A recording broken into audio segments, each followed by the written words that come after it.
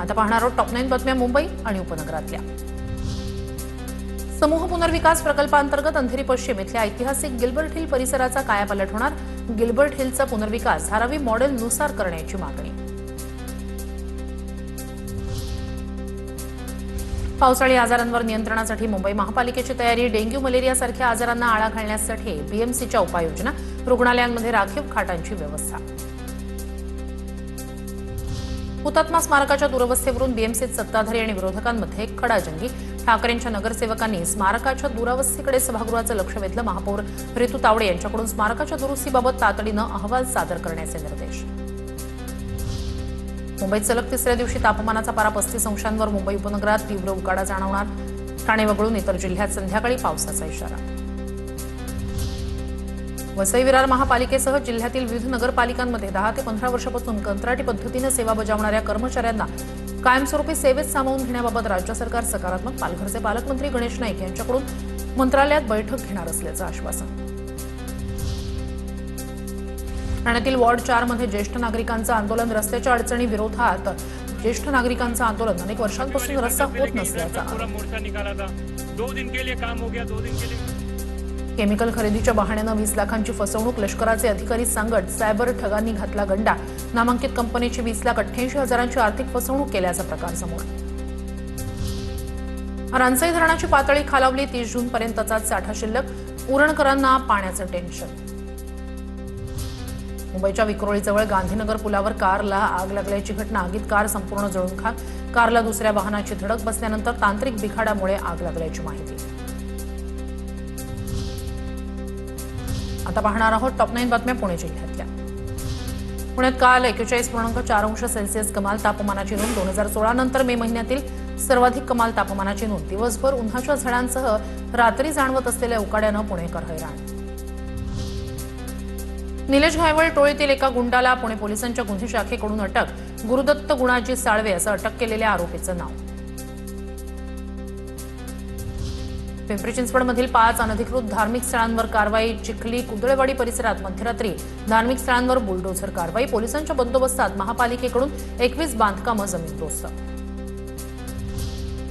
पुण्यातील आरएमसी प्लांटचा मुद्दा पेटला। 6 महिन्यांच्या आत पुणे शहराच्या हद्दी बाहेर प्लांट नेण्याच्या जिल्हाधिकारी जितेंद्र डुडी यांची भूमिका। तर प्लांट शहरातच राहतील। प्लांट चालकांच्या भूमिकेनं शहरातील प्रदूषणाचा मुद्दा पेटणार। पुण्यात सुरक्षेच्या नावाखाली सीसीटीव्ही कॅमेऱ्यांच्या नव्या प्रस्तावावरून महापालिका प्रशासन आणि नगरसेवकांमध्ये मतभेद। शहरात पोलिसांकडून 2880 नवे कॅमेरे बसवण्याचं काम सुरू असतानाच नगरसेवकांनी प्रभागनिहाय स्वतंत्र कॅमेऱ्यांची केली मागणी। पुण्याच्या भोरमधील दिवाणी आणि फौजदारी न्यायालयातील लोक अदालतीमध्ये 44 प्रलंबित प्रकरणं निकाली। प्रकरणांमध्ये तडजोड होऊन 27,06,000 रुपयांची वसुली। पुण्यात होणाऱ्या 100व्या साहित्य संमेलनासाठी स्थळाचा शोध सुरू। एसपी महाविद्यालय, सावित्रीबाई फुले पुणे विद्यापीठ आणि शिवाजीनगर पोलीस मुख्यालय मैदान या जागांचा विचार सुरू। 14 जूनला जागेचा निर्णय जाहीर होणार। सावित्रीबाई फुले पुणे विद्यापीठाशी संलग्न महाविद्यालयांमध्ये 50% शिक्षक नसल्यास प्रवेश रोखणार।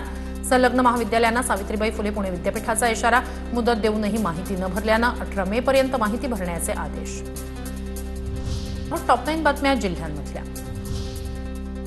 नाशिकच्या त्र्यंबकेश्वरमधील पेड दर्शन घोटाळा प्रकरणातील संशयिताची जामिनासाठी धाव। याआधी कोर्टानं विश्वस्त पुरुषोत्तम कडलकसह दोघांचे जामीन अर्ज फेटाळले। नागपूरमध्ये मेड इन पाकिस्तान असलेली फेअरनेस क्रीम विक्रेत्यावर एफडीएकडून गुन्हा दाखल। इतवारी परिसरातील साईबाबा ट्रेडर्समधून या क्रीमची विक्री। पाकिस्तानातून या क्रीमचा पुरवठा करणाऱ्या सद्दाम विरोधात गुन्हा दाखल।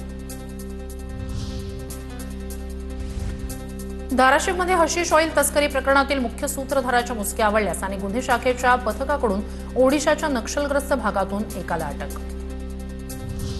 शालेय विद्यार्थ्यांना शाळेच्या पहिल्याच दिवशी मोफत पाठ्यपुस्तकं दिली जाणार। धुळे महानगरपालिका हद्दीतील अनुदानित 160 शाळांमधील विद्यार्थ्यांना पुस्तकं मिळणार। आजपासून नंदुरबार मार्गे ओखा तिरुपती साप्ताहिक एक्सप्रेसची सुरुवात। तिरुपती जाणाऱ्या भाविकांसाठी रेल्वे सुरू झाल्यानं प्रवाशांना दिलासा। अमरावतीच्या अचलपूरमध्ये सासरच्या मंडळींच्या मारहाणीत गर्भवतीचा गर्भपात झाल्याचा धक्कादायक प्रकार। पती, नणंद आणि सासू विरोधात गुन्हा दाखल। हुंड्यासाठी सासरच्या मंडळींनी मारहाण आणि छळ केल्याचा आरोप। वाशिम जिल्ह्यात वाढत्या तापमानाचा पपई पिकाला फटका. तीव्र उष्णता आणि पाण्याच्या ताणामुळे पपई पिकावर विविध रोग आणि किडींचा प्रादुर्भाव. मावा आणि पांढऱ्या माशीमुळे पिकाचं नुकसान. वाशिमच्या शेलू बाजारमधील बाजारपेठेत बसवलेले सीसीटीव्ही बंद अवस्थेत. शहरात अनेक दिवसांपासून चोरीच्या घटना घडूनही कॅमेरे दुरुस्त न केल्यानं सुरक्षेचा प्रश्न ऐरणीवर. कॅमेरे बसवण्याची ग्रामस्थांची मागणी.